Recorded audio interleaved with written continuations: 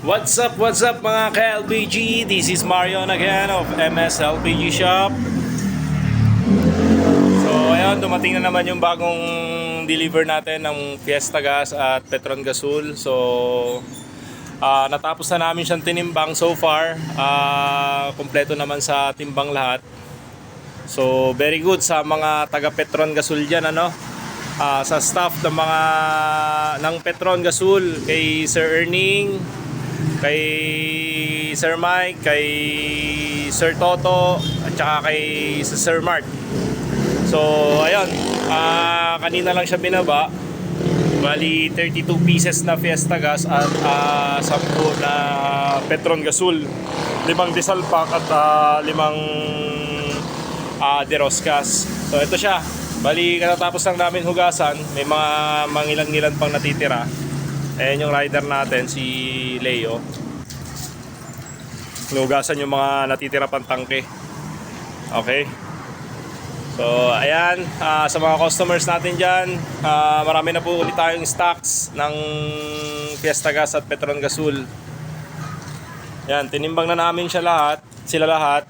So far, sakto naman sa timbang lahat. Actually sobra pa nga ng 0.1, 0.2. Unlike nung unang deliver na may sablay na may kulang sa timbang, so binackload natin yon, then pinalitan nila lahat ng sakto sa timbang. So ayan, magaganda yung tangke natin, oh. Yung Fiesta Gas at saka Petron Gasul. Sa mga loyalista dyan ng Petron at Fiesta Gas, punta na po kayo dito sa shop namin, sa tapat lang po ng CSI or Pistondo. Yan, so madaling malocate yung shop namin. Yan. Yan po, MS LPG Shop. Yan. Magdadagdag tayo ng tangke kasi weekly ang deliver sa atin 50 cylinders, so nagkukulang tayo. Kulang yung 50 cylinders in 1 week. Kailangan natin magdagdag ng tangke para kahit ma-reach natin yung 50 cylinders, marami pa rin tayong stock sa shop. Kamusta, Leo? Pagod ka na? Ayos lang. Ayos lang, mukhang hindi na. Lumabas na sa ilog yung ano, Ayan. Ayan. Katapos lang namin naglinis. Meron pang ilan na hinuhugasan si Leo, yung masipag nating rider. Ayan, tinimbang po namin lahat yan isa-isa para makasigurado. Ayan. So far okay naman lahat. Walang kulang. Actually may labis pa nga ng 0.1, 0.2. So very good. Dahil pinakinggan tayo ng head ng Petron, kay Sir Mark at saka kay Sir Ernie at Sir Mike. So ayan, gaganda ng tangke natin, oh. Ikinis.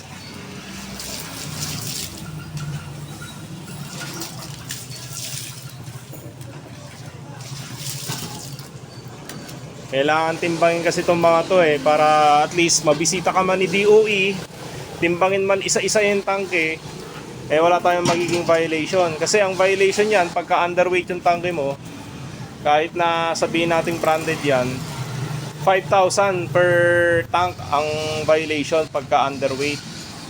So sinisigurado natin na sakto lahat sa timbang yan. Kasi kung mantakin mo pagkakulang sa timbang lahat yan, i-plus mo yung 5,000 kung ilan lahat to. Let's say sabihin natin 40 pieces, times 5,000, di napakalaking multa. Ubos ang puhunan mo dyan pagka nahuli ka ni DOE na underweight yung binibenta mong mga tangke. So kailangan tinitimbang talaga lahat. Isama mo na yung isa, Leo. Ayun, ako na yung yung iba. Ayan, napakainit, pero hindi sagabal sa paghuhugas ng LPG.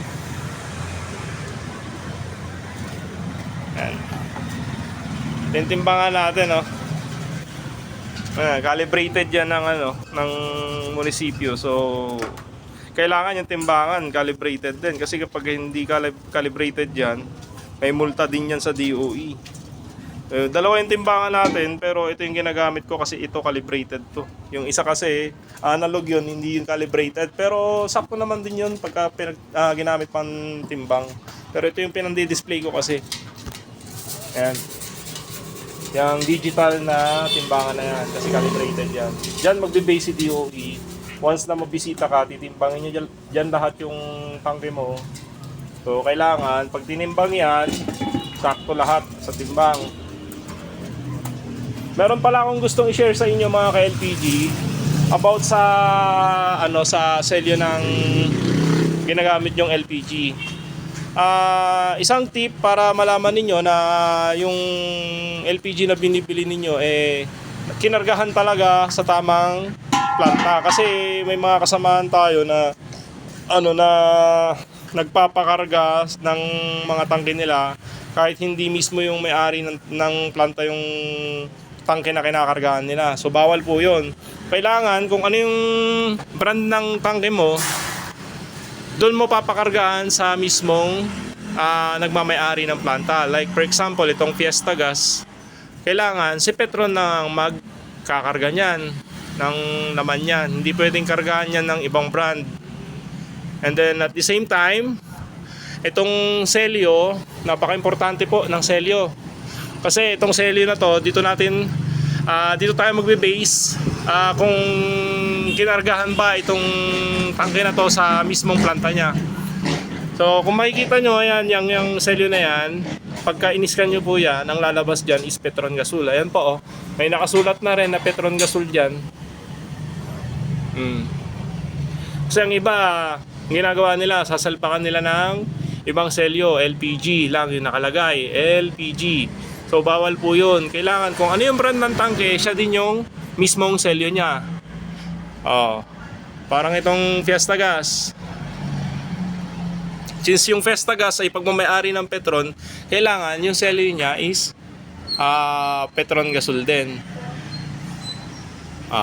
Kita nyo naman, di ba? For example, kung Regasco din yung selyo. Kung MDS din yung selyo. Pag Shine Gas din yung selyo. Ito naman, yung Petron Gasol. Ayan. Tingnan nyo naman. Yung selyo niya, Petron Gasol din. Hindi po pwedeng LPG lang yung nakasulat dyan. Kasi kapag LPG lang yung nakalagay dyan na selyo, ibig sabihin yan, hindi yan kinargahan sa mismong planta ng Petron. Okay, illegal refilling po yun. So alam naman natin, may mga kasamaan din tayo. Minsan, yung mga tangke na branded, pinapakargaan ng patago sa ibang planta. Minsan, gabi pa ang biyahe nila para magpakarga. Mahigpit na po ang LPG ngayon, kaya kailangan maging mitikuloso po kayo sa pagpili ng inyong LPG. Hanggat maaari, sa mga customers po natin dyan, magbibili po kayo ng LPG, mag-request po kayo ng sales invoice or yung OR number. Okay, para once na nagka-problema po yung tangke nyo, ay pwede nyo pong balikan ang outlet na pinagbilihan ninyo ng LPG. Napaka-importante po ng sales invoice kasi yun po yung magiging proof nyo na doon nyo sa kanila binili yung LPG. Sa mga customers po natin dyan, punta na po kayo dito sa shop. Tapat lang po ng CSI. Marami na po ulit tayong stocks. Paunahan na lang po. Weekly po tayo nagpapakarga kasi mabilis maubos yung LPG natin.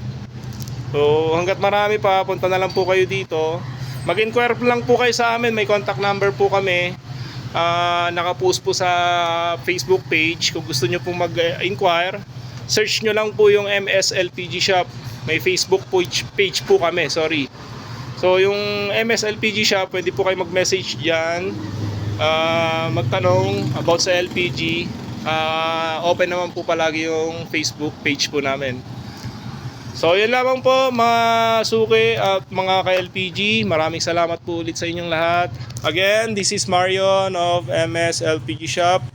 Maraming salamat po at mag-iingat po kayong lahat.